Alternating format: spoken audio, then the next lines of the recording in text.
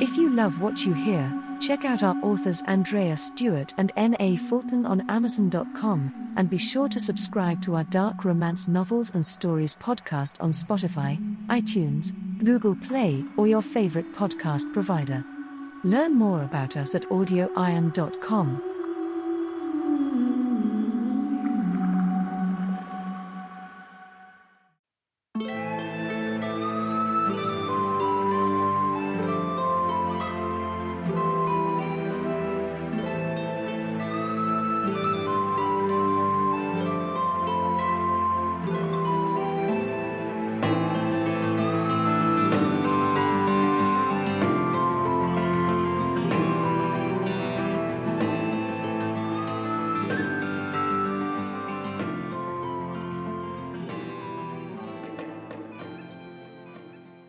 Pirate's Desire by Andreya Stuart.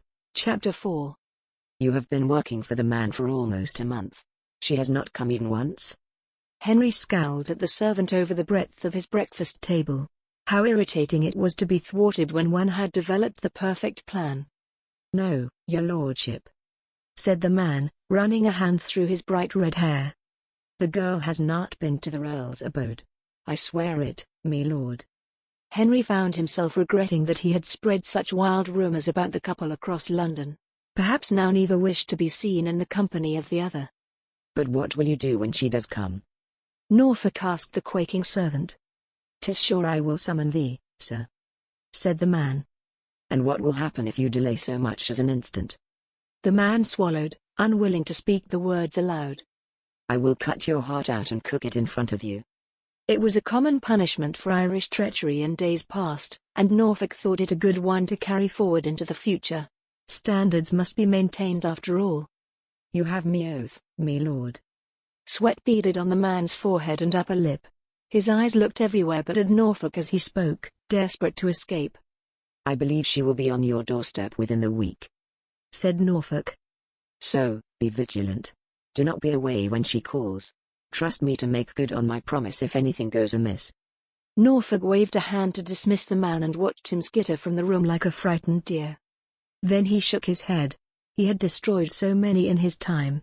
Why had Lord Black become such a challenge?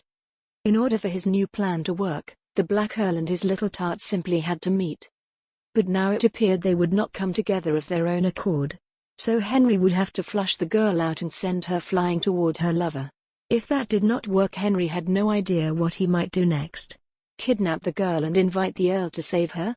Even to him that sounded reckless. Invite the Earl to a hunt and put a bullet through his chest? Such an accident would look quite queer given his actions of the last many weeks. No, his current plans simply had to succeed. It was past time to bring this matter to a close. 6 weeks after the disastrous ball, Corwyn found herself at a private club wishing she could be almost anywhere else on earth. Fires blazed at either end of the club's gambling den, and the long windows that lined one wall were closed and curtained to prevent even a breath of air from entering the room. Garish green carpets, unwashed and over-perfumed bodies, drunken conversations and bursts of laughter, she swam through a miasma of ugly sights and sounds.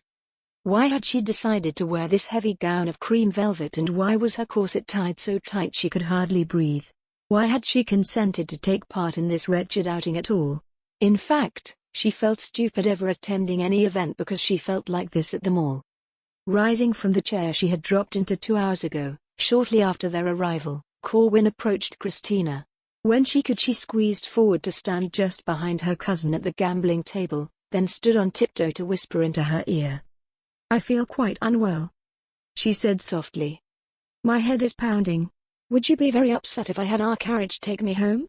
I could send it back to you. Christina laughed as if she had said something amusing. Turning to Corwyn, she leaned down a little, and replied. I am sorry, my darling. If you leave early, I fear most of the gentlemen here will believe you are scurrying off to yet another assignation with one of your lovers. You have fled too many engagements after making some such excuse. Christina was smiling as she spoke, brilliant blue eyes flashing merrily as if she were whispering happy secrets rather than warnings. Christina was a consummate actress, entirely fit to live in a city where appearance mattered far more than the reality of things. It will be best if you leave with the rest of us. Can you wait an hour or so? Corwyn looked up at her cousin and tried to smile charmingly. Of course. That sounds wonderful. But privately she was dismayed that her previous early departures had been noticed. It seemed she had bound even more scandal to her name. Try your luck, my dear, said Christina, handing her the dice. Everyone knows beginners have the very best luck. She dropped a handful of silver coins on the table with a mischievous smile and a sidelong glance. Let's see if fortune favors you tonight. Corwyn obligingly threw the dice and won. In fact, she threw another 5 times and won again and again. She took her first loss as an invitation to hand the dice back to Christina, saying, I would not want to press my luck, cousin. It is all yours to lose now. Moments later she stood far to one side watching Christina preside over the dozen or more people, mostly men, watching her play.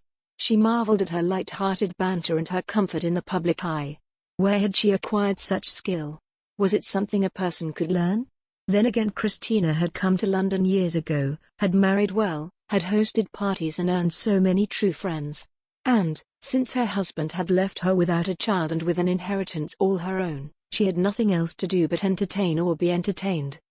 A steward interrupted Corwyn's contemplation of her cousin's social graces.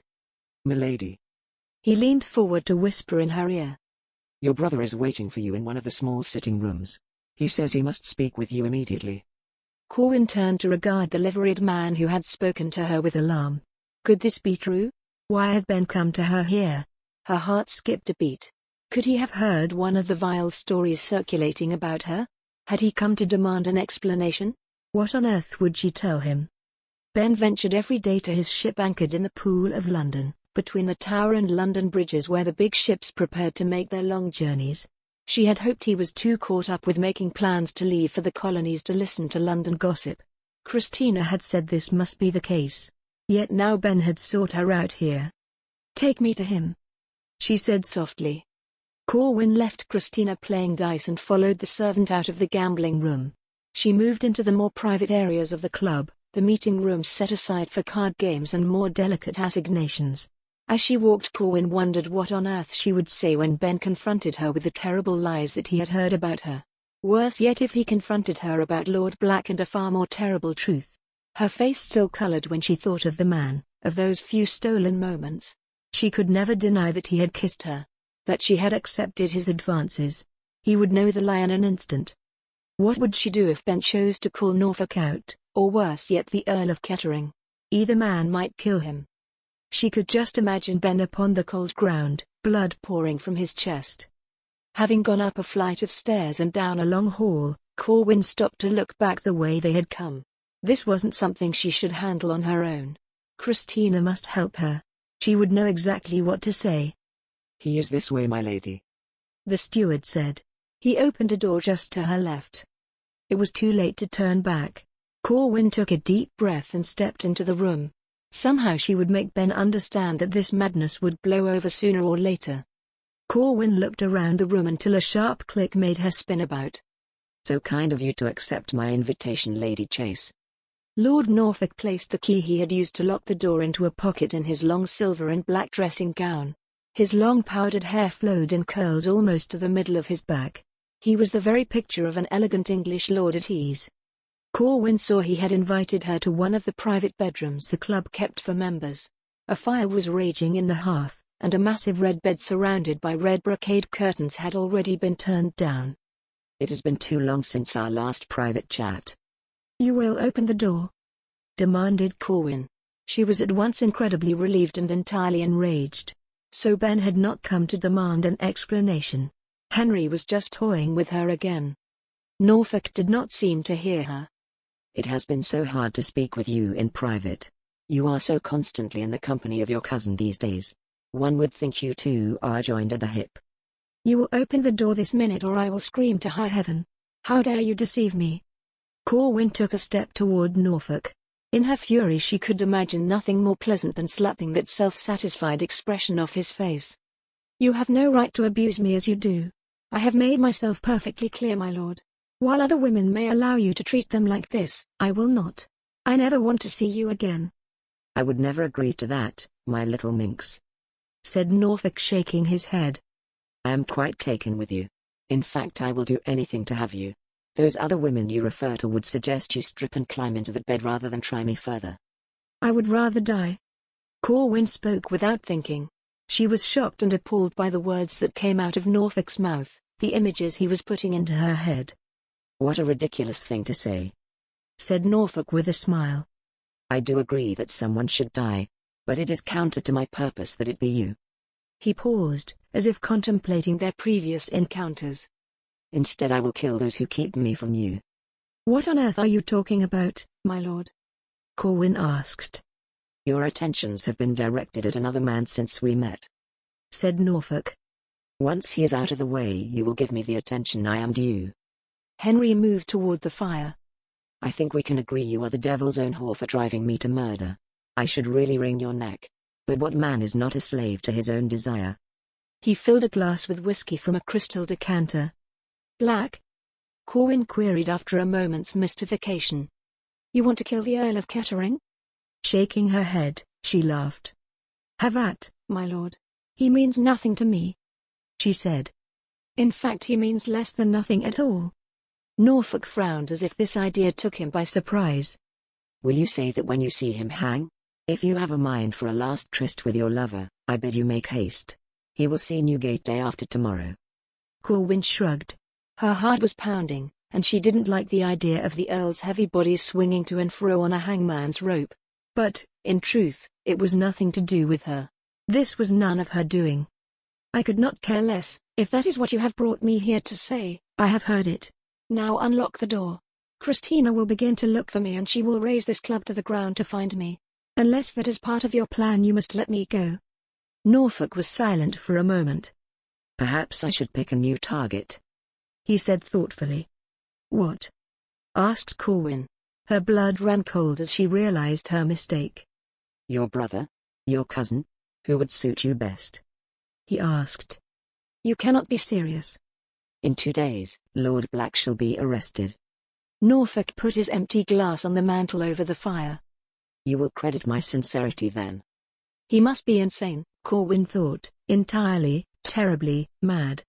Let us see, said Norfolk as he came to stand just inches away from her. I believe your brother is due to sail soon.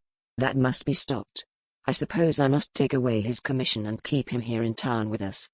His pale blue eyes followed the curve of her face, explored the soft mounds that rose from her bodice. Then how shall I treat him? Shall I let him call me out and carve him up like a Sunday roast? Or shall I arrange an accident that leaves him dead on his ship, or find a way to send him overboard and down into a watery grave? An ivory hand rose to caress her lower lip. There is no one I can't kill, my lady.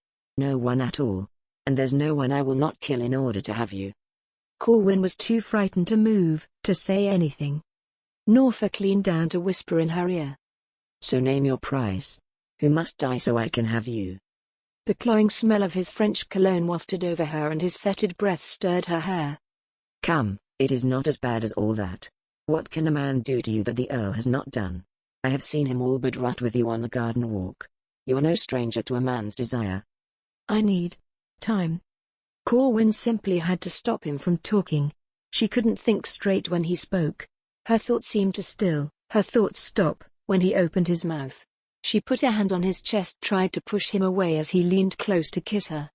His lips touched hers, his tongue explored her lips, found its way between them. His hand came to the small of her back and pulled her close. She could feel his desire through his robe. Corwyn twisted away, took several steps back, then gasped. I need time. It is too fast, my lord. Too sudden. Please just let me go. Corwyn begged him, finding herself almost at the verge of tears. She did not want to weep before him. But this was too much. This nightmare that had become her life was overwhelming her reason. Should she yield to him now? Could she force herself to? Would that be sufficient to protect her family? Or would he harm them in any case? What kind of a man was this? A half-smile played on Norfolk's lips as he searched her eyes. Run along then. After Black is admitted to Newgate, I will move on to your brother unless you present yourself to me. Send me a note that you've agreed to my little bargain and I will let you know where to go and what to do. Are we agreed? Corwyn nodded. She had no choice but to agree to whatever he said and to do whatever he told her. He held the whip hand because he could take away all she held most dear. Norfolk tossed her the key just as a loud pounding startled them both. Lord Norfolk, are you there? Are you there, sir? Lady Wakefield has begun asking for her cousin. Corwyn turned and unlocked the door. Without a word she swept past the surprised steward and ran down the long hall to the stairs. Once she was gone, and the steward with her, Norfolk's good humor revealed itself in a broad smile of perfect contentment. Things had gone very well indeed. Retrieving the gin, he threw himself into one of the comfortable leather chairs and rang for another servant. He would have them send up one of the willing young ladies the club kept for just such moments. A dark-haired one he could imagine was the girl who had just left the room. He would imagine Lady Chase becoming such a one in the months to come, a debauched creature who would always do exactly as he said. This was proving to be such a wonderfully rewarding night.